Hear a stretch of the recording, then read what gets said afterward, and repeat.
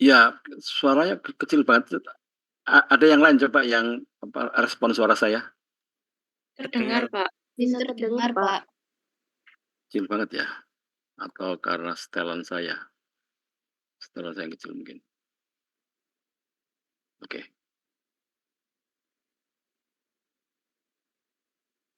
Ya, apakah suara saya bisa didengar dengan baik? Bisa terdengar dengan baik, Pak. Oke, oke ya.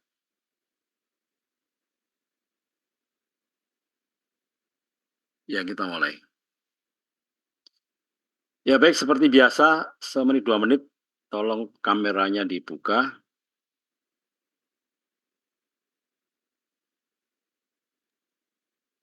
Ini kita punya banyak waktu, kita pelan-pelan saja kuliah.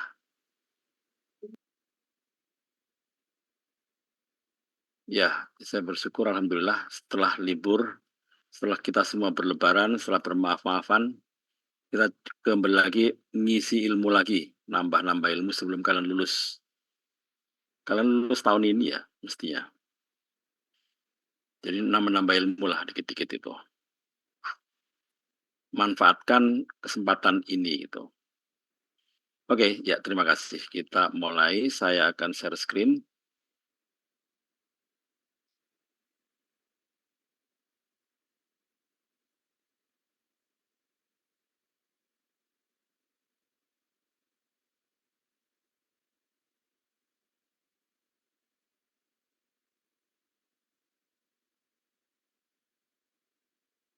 Ya, jadi tema diskusi kita pada hari ini adalah kita coba memperdalam tentang teori sampling ya.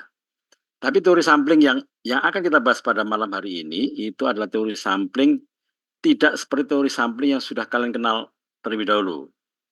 Kalian kan mengikuti kuliahnya Pak Tribudi mungkin ya tentang analisa sinyal, sinyal processing. Itu pasti sudah diajari tentang bagaimana proses samplingnya untuk baseband, untuk sinyal baseband gitu ya. Jadi sampai dengan pemfilteran, tapi semua dalam ranah baseband itu. Nah, hampir tidak pernah gitu ya, hampir jarang sekali dibahas teori-teori sampling, tapi tidak di ranah baseband.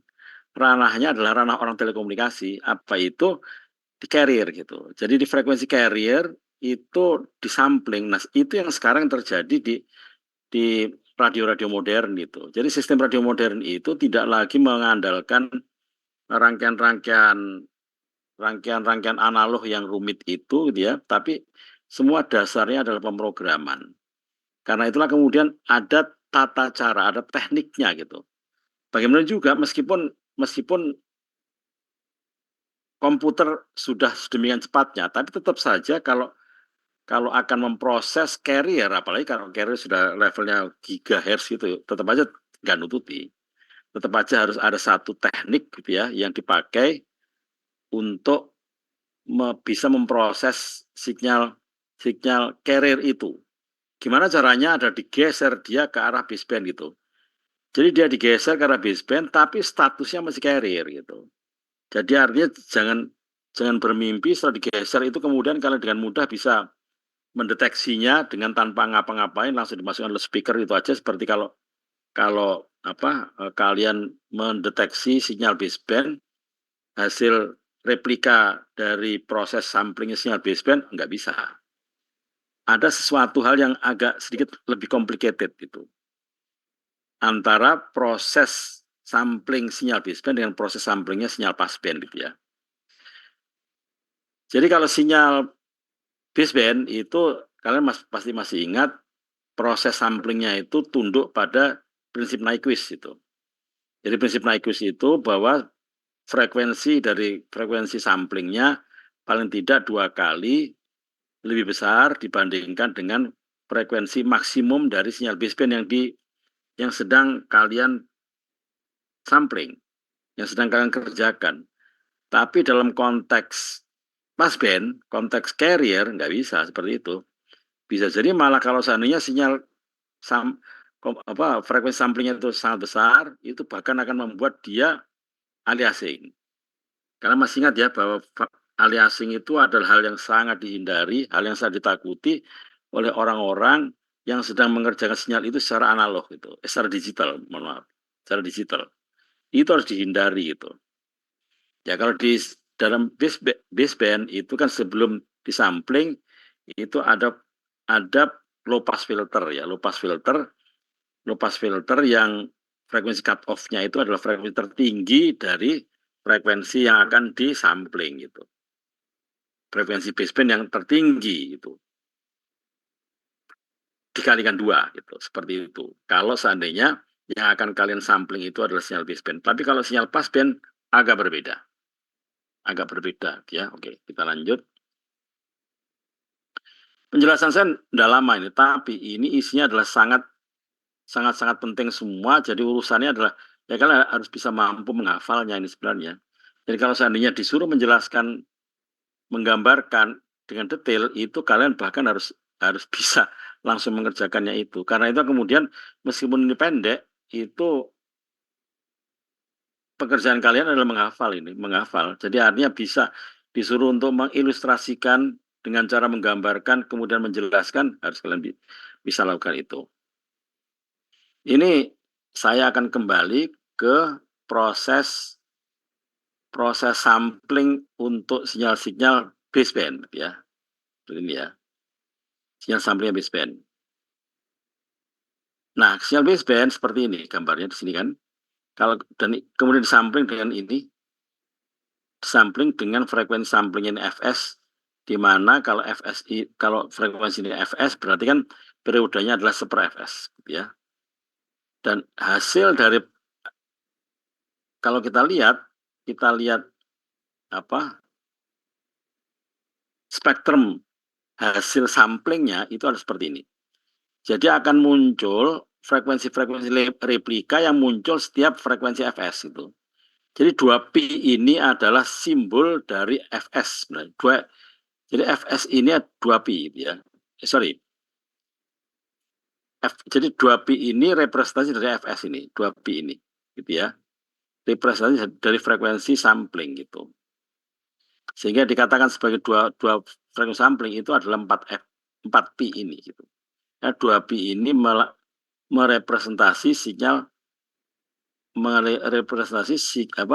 frekuensi dari frekuensi sinyal sampling. Seperti itu ya. Jadi gambar seperti ini.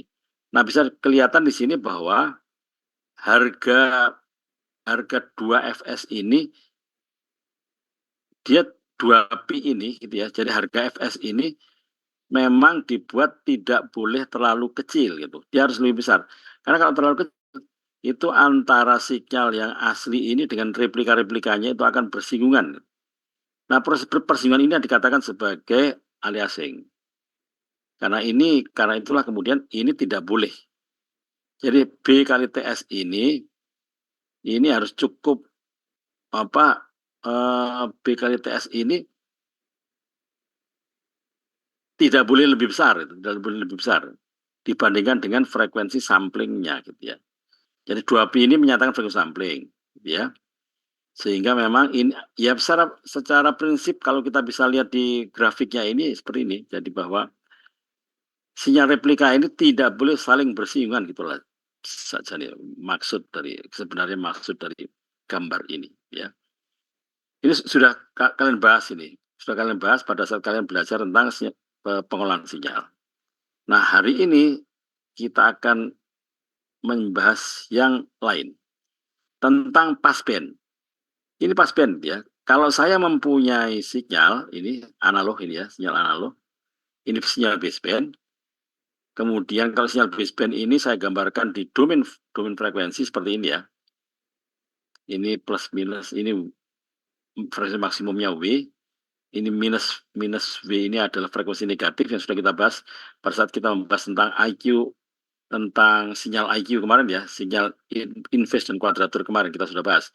Kita sudah bahas adanya frekuensi negatif. Bagaimana frekuensi negatif itu sangat bermanfaat pada saat kita memproses sinyal-sinyal agar supaya mendapatkan sinyal yang kita inginkan.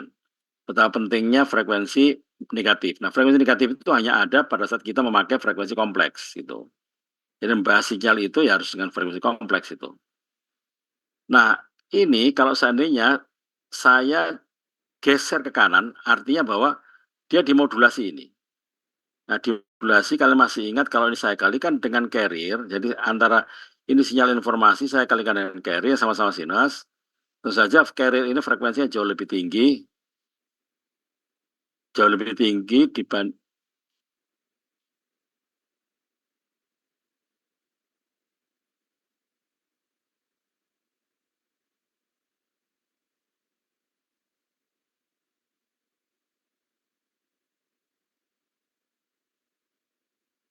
Jadi tentu saja sinyal carrier ini mempunyai frekuensi yang jauh lebih tinggi dibandingkan dengan frekuensi informasinya gitu ya.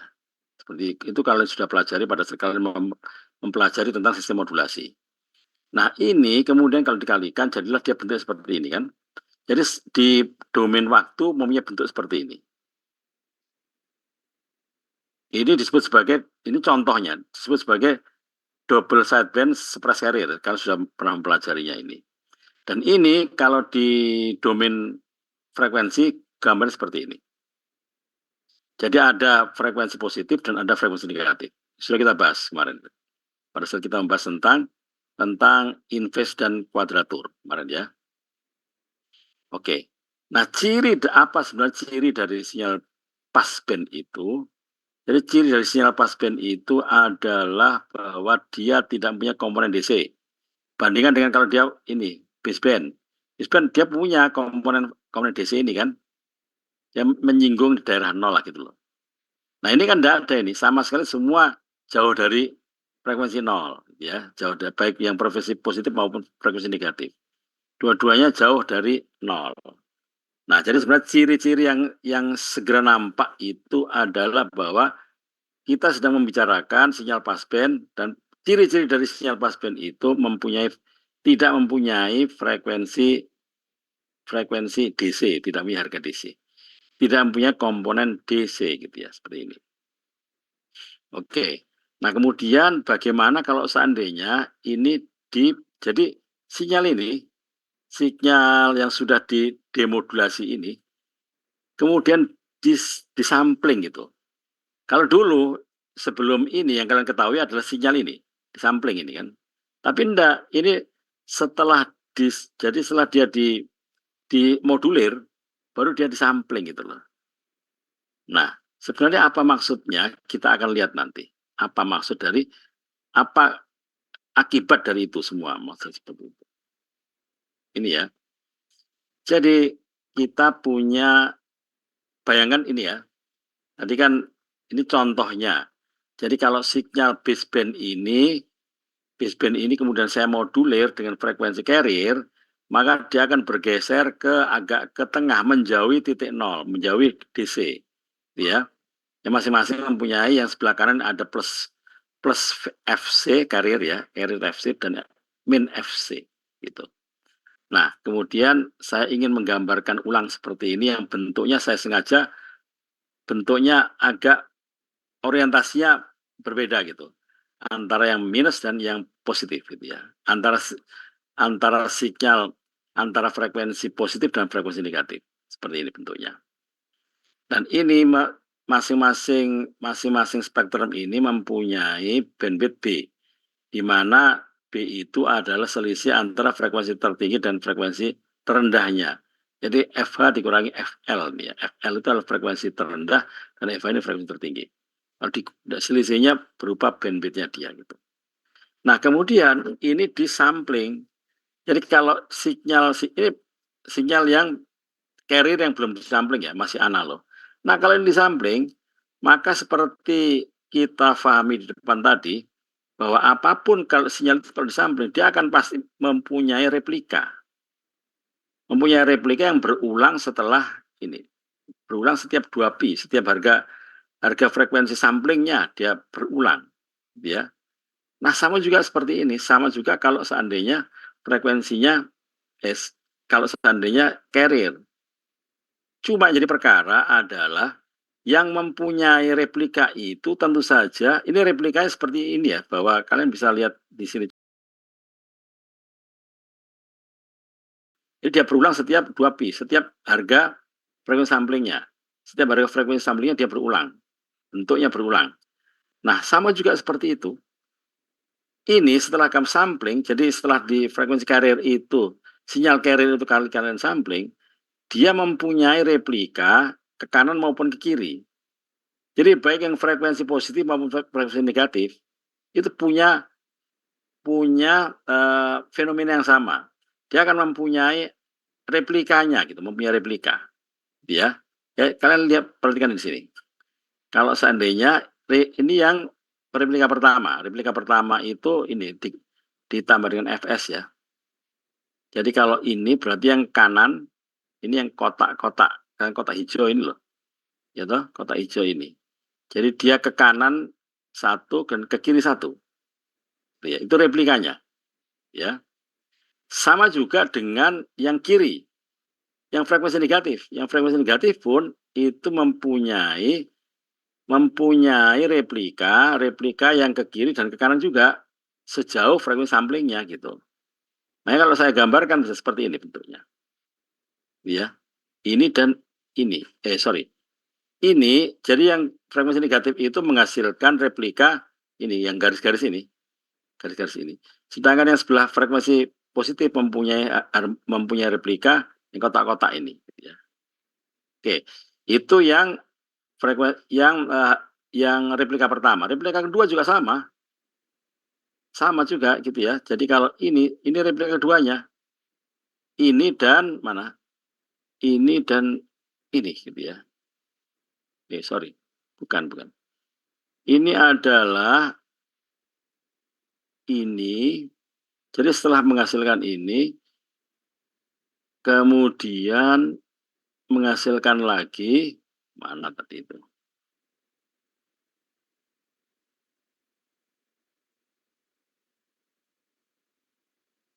Ini salah gambar ini. Jadi menghasilkan ini dan ini ya. Menghasilkan ini dan ini. Gitu. Itu yang untuk 2 Fs, jadi 2 kali frekuensi. Jadi di replika keduanya gitu. Begitu juga kalian lihat yang frekuensi negatif. Jadi frekuensi negatif tadi yang replika pertama adalah ini dan mana tadi? Ini dan ini kan? Ini dan ini. Kemudian replika keduanya adalah ini dan mana? Ini gitu. Jadi ini dan ini. Oke. Saya lanjutkan dengan replika selanjutnya yang kanan, yang frekuensi positif. Replika selanjutnya adalah ini. Ini ya.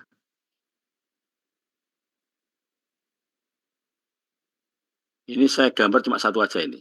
Karena ini keluar sana. Jadi tidak saya gambar. Nah, kita lihat yang sebelah frekuensi negatif saja. Frekuensi negatif itu yang replika ketiga tidak tergambar juga itu, tidak tergambar. Replika ketiga ini ada ini. Replika ketiga yang sebelah kanan ada. Tapi yang sebelah kiri tidak tergambar. Oke. Tidak tergambar bukan berarti tidak ada. Nah, kemudian yang terjadi adalah ini semua numpuk jadi satu pasti, numpuk jadi satu ini. Jadi kalau dijumlahkan ya, kalian lihat ini jumlahkan. Jadi yang kotak-kotak ini ditambahkan dengan ini, kemudian ditambahkan dengan aslinya, dan kalian ketahui bahwa kotak-kotak ini adalah replika dari baik kotak-kotak ini replika dari yang kanan, yang frekuensi positif. Kemudian yang kotak-kotak yang biru ini replika dari frekuensi negatif, ya. Kemudian yang tanpa ada arsirannya ini adalah sinyal carrier aslinya. Kemudian di sampingnya ini itu adalah turunan atau replika dari yang frekuensi negatif ini ya, frekuensi negatif ini. Kemudian ini itu turunan dari ini turunan dari frekuensi negatif. Kemudian selanjutnya semua dijumlahkan semua ini. Sebenarnya tinggal nurunin aja sebenarnya kan, diturunin aja ini. Turunin, ini penjumlahan dan inilah yang muncul sebenarnya. Ini fenomena inilah yang muncul kalau kalian menyampling frekuensi ini tadi. Jadi kalau ini sampling itu kalian sampling itu munculnya itu adalah seperti ini ya. Nah, itulah kemudian ini. Jadi muncullah frekuensi di daerah baseband ini. Frekuensi ini ya frekuensi carrier ya, frekuensi carrier. Jadi frekuensi masih belum terdemodulasi belum, tapi posisinya ada di carrier, ada di baseband. Jadi sinyal baseband yang telah disampling adalah merupakan sinyal passband yang berada di domain baseband ini loh. Ada seperti itu. Karena apa ya? Karena ini adalah replika tadi yang dijumlahkan itu ya. Gitu ya. Jadi seperti fenomena inilah kemudian yang kita manfaatkan. Jadi yang nanti diolah oleh komputer itu adalah sinyal di sini. Jadi statusnya dia memang dia carrier. Tapi dia karena posisinya ada di baseband, frekuensi agak rendah, frekuensi rendah itu. Artinya komputer mampu lah gitu ya. Komputer mampu untuk menghitungnya. Meskipun sebenarnya itu bukan komputer ecek-ecek, semua komputer kelas cepat juga gitu. Tapi yang ingin saya katakan di sini adalah bahwa posisi sinyal itu adalah posisi baseband dengan frekuensi relatif lebih rendah gitu ya. Oke. Kemudian secara umum itu kesimpulan seperti ini secara umum. Saya akan masih berbicara lebih jauh lagi, tapi secara umum ada dua kesimpulan sementara. Yang pertama, jika ini adalah posisi jaraknya ini terhadap terhadap DC ya, jarak dari sinyal yang termodulasi ini, kalau seandainya dikalikan K, jadi ya, ini bandwidth dikalikan K. K-nya ini, dalam hal ini adalah 5. Jadi kalau seandainya K-nya itu adalah ganjil, maka posisi, ini baseband-nya bisa kalian lihat ini. Baseband-nya ini posisinya tidak berubah dia. Lihat orientasinya, bentuknya, kalian lihat ini ya, ini dan ini. Sama masih kan? Asalkan dia itu angka kelipatannya adalah ganjil. Nah, beda kalau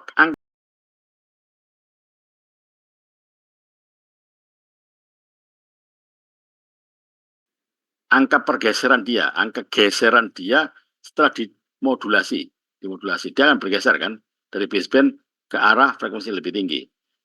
Nah, jika K-nya itu ganjil, maka orientasi tidak berubah, sama ini persis. Kita tidak melakukan apa-apa, kita bisa langsung mengolahnya gitu. Nah, beda dengan kalau seandainya yang kalian pakai itu angka K-nya adalah genap. Nah, angka genap itu menghasilkan orientasinya berubah gitu. Kalian bisa lihat bandingan ini kan ya, berubah ya, bandingan dengan aslinya. Berubah dia. Tapi gampang ini, jadi passband yang digeser karena baseband namun mempunyai orientasi terbalik, namun hal ini mudah diatasi dengan memproses dengan pemrosesan frekuensi kompleks. Gampang ini, tinggal swapping gitu aja sudah selesai. Memang tidak persoalan, tapi ini kalau tidak dilakukan proses membenarkan bentuk ini, itu akan menjadi persoalan itu. Itu aja yang ingin saya sampaikan.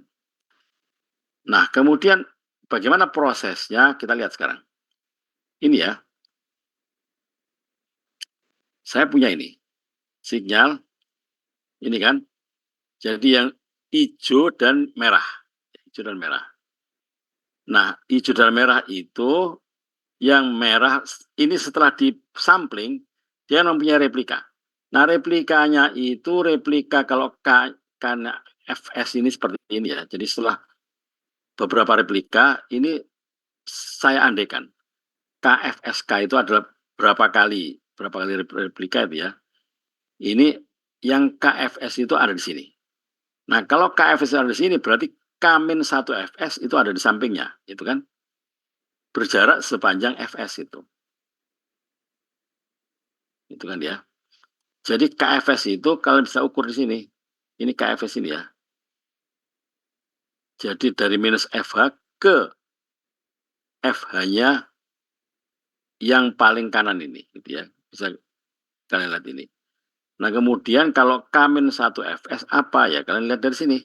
Ini.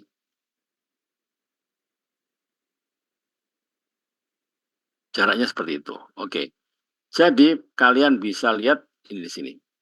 Yang ingin saya katakan di sini adalah bahwa yang paling ditakuti oleh proses ini adalah jangan sampai hijau sinyal aslinya ini itu kemudian bersinggungan dengan sinyal replikanya, replika dari yang kiri.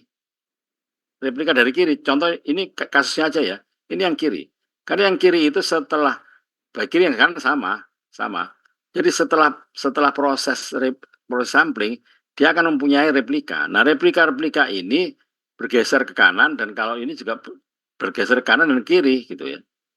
Nah, proses pergeseran ini itu tidak boleh menyinggung sinyal yang ada di kalau ini sinyal negatif nih. Frekuensi negatif. Dia tidak boleh menyinggung di daerah frekuensi positif itu. Karena itu harus hati-hati gitu. Jadi tidak serta-merta kalau meskipun frekuensinya tinggi, gitu, frekuensi samplingnya tinggi, tidak serta-merta kita akan bebas dari proses gejala aliasing. Karena apa? Kita masih mempunyai parameter yang lain yaitu bandwidth itu. Nah, kita lihat sekarang itu bahwa D1 ini, kita D1 ya. D1 itu jadi K-1 Fs, K-1 Fs itu mana sih? K-1 Fs ini ya. Itu memang harus lebih kecil dari ini agar supaya D1 ini tidak menyinggung gitu. Tidak agar supaya hijau ini tidak menyinggung merah ini gitu ya. Maka K-1 Fs jadi dari sini sampai ke sini itu harus lebih kecil dari 2FL. Apa 2FL itu? 2FL itu adalah jarak dari ini. Jadi kalau ini K-1 Fs, 2FL itu ya FL yang sebelah kiri ditambah dengan FL yang sebelah kanan. Itu kan ya. Ini kan 2FL ini ya. Jadi K-1 Fs ini itu harus lebih kecil dibandingkan dengan ini. 2FL itu. Ini 2FL ya. Nah, kemudian saya tulis lagi. Nah, apa FL itu? FL itu adalah FH dikurangi dengan B. Ini. Jadi FL itu adalah ini ya, FL itu kan dari 0 ini ke sini. Itu sama dengan FH. FH itu kan dari 0 ke FH ini. Dan ini lebar antara FL sampai FH ini kan B. Sehingga FL sama dengan FH dikurangi B. FH dikurangi B. Oke, itu urusan dengan D1. Nah, bagaimana dengan ini? D2. Ini sama juga begitu. Ini juga tidak boleh bersinggungan ini. Jadi replika dari sinyal kiri ini, yang KFS ya, yang KFS ini tidak boleh terlalu kecil sehingga menyinggung sinyal aslinya. Sinyal asli yang ada di frekuensi positif. Nah, syaratnya adalah 2FH. 2FH itu adalah mana? 2FH itu ini. Ya, ini ya. 2FH itu seperti ini. Itu harus lebih kecil dibandingkan dengan KFS itu. 2FH itu mana sih? 2FH itu kan ini semua. Kemudian dia harus lebih kecil dibandingkan dengan KFS. KFS itu mana? Ya FH ini tapi jarak dengan posisi replikanya dia. Replikanya yang ke K. Ya. Ini kan replika yang ke K nih. Nah, agar supaya D2 ini cukup lebar, berarti kan apa?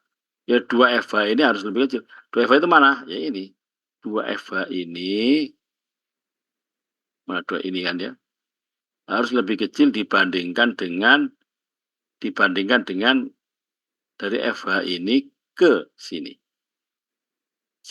Dari FH ini ke sini sama dengan KFS itu. Nah, kemudian setelah saya olah, ini yang FH-nya itu saya pindah ke ruas kanan, Fs saya pindah ke ruas kiri, jadilah persamaan menjadi 1 dibanding Fs dikurang sama dengan K di bagi 2FH. Saya punya dua persamaan ini. Persamaan 1 dan persamaan 2, kalau saya ini kalikan, ya ruas kiri kalikan ruas kiri, ruas kanan kalikan ruas kanan, jadilah dia seperti ini. Nah, setelah itu kemudian F. Kita lihat selanjutnya. Ini kan ya. Ini.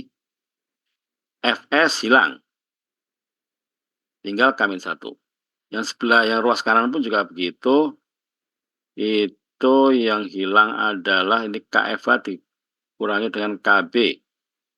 KFH dibagi dengan KB.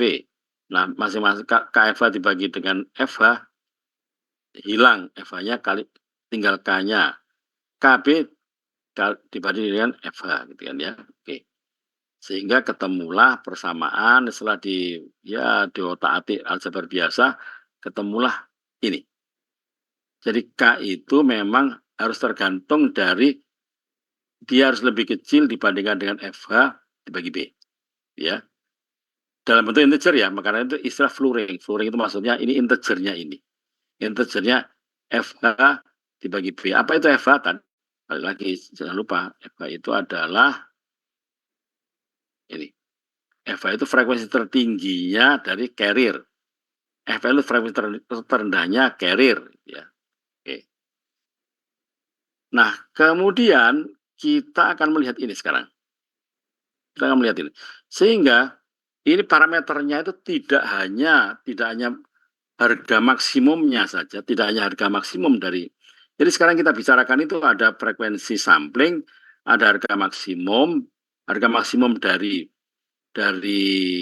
carrier, sinyal carrier, dan ada bandwidth itu. Kalian lihat di sini kan. Jadi menjadi persoalan yang menjadi agak lebih complicated itu dibandingkan dengan kalau kalian membahas tentang frekuensi baseband gitu. Baseband itu asal kalian punya frekuensi sampling yang tinggi, urusan selesai. Urusan selesai. Tapi ini nggak bisa demikian. Karena apa tadi itu kan? Karena baik frekuensi yang kanan maupun kiri itu sama-sama mempunyai replika gitu. Nah itu tidak boleh bersinggungan itu antara replikanya frekuensi negatif dan replika frekuensi positif tidak boleh bersinggungan. Ini jadi perkara. Nah kita sudah turunkan dengan persamaan matematika biasa, matematika ringan, sehingga ketemulah ini. Ini ketemulah grafik. Jadi grafik ini yang buat adalah di buku referensi.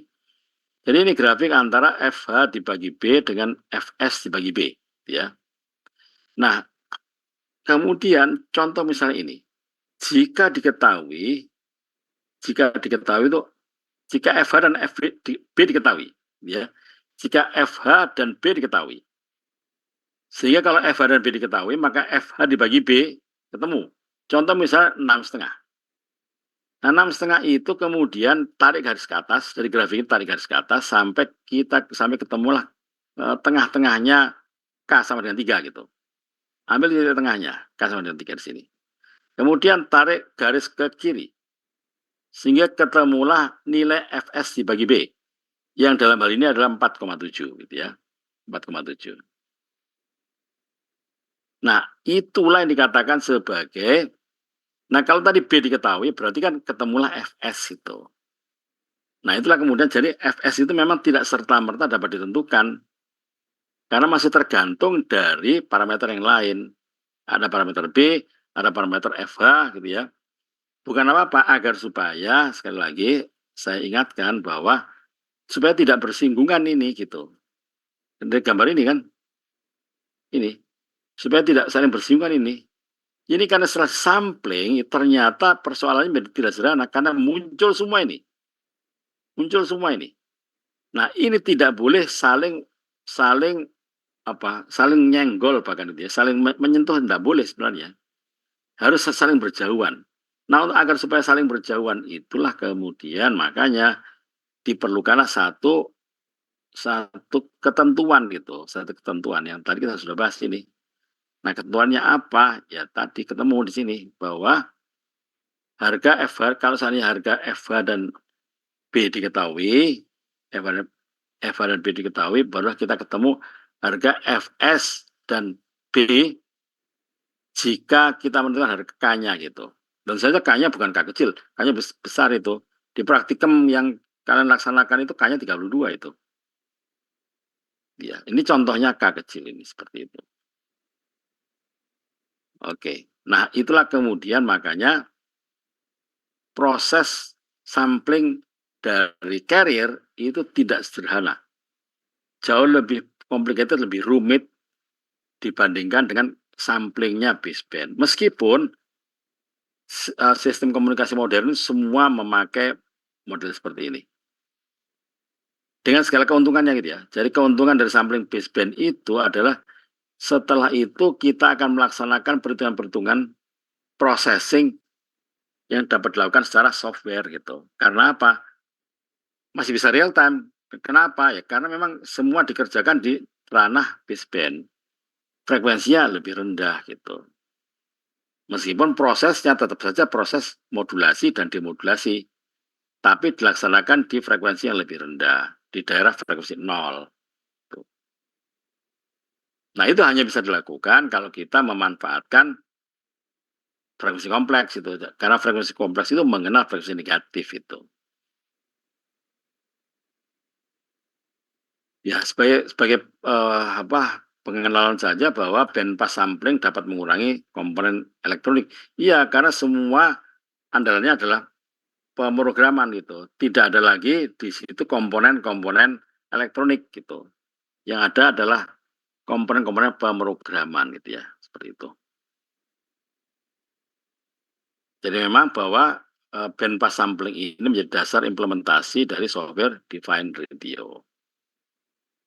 Ya, baik seperti itu yang bisa saya tambahkan dan ini menjadi kalian harus camkan ini menjadi sangat penting karena sistem komunikasi modern andalannya ini semua gitu. Andalannya adalah proses baseband sampling semua gitu. Jadi sekali lagi sistem komunikasi modern itu dasarnya adalah baseband sampling yang secara sederhana tapi ya sedikit rumit, sebenarnya bukan rumit, cuma pemahamannya perlu agak yang serius sedikit lah gitu ya untuk mendapatkan proses ini. Nah proses ini sekali lagi yang saya simpulkan bahwa harga D1 ini tidak boleh terlalu dekat, tidak boleh terlalu kecil, sama juga harga D2 ini tidak boleh terlalu kecil. Untuk agar supaya D1 dan D2 ini tidak terlalu kecil, dipakailah tadi kondisi-kondisi seperti tadi itu gitu ya. Ini kondisinya. Kita sudah bahas itu. Ya baik, sampai di sini ada pertanyaan.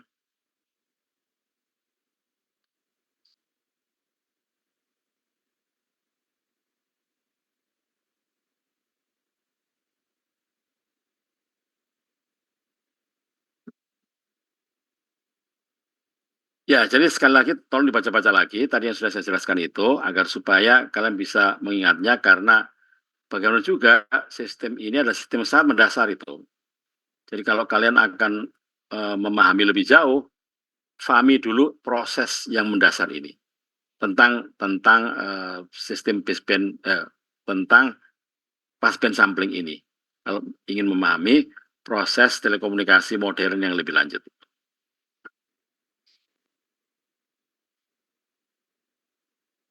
Ya, baik kalau tidak ada pertanyaan, kuliah saya cukup sampai di sini. Kita ketemu minggu depan. Assalamualaikum warahmatullahi wabarakatuh.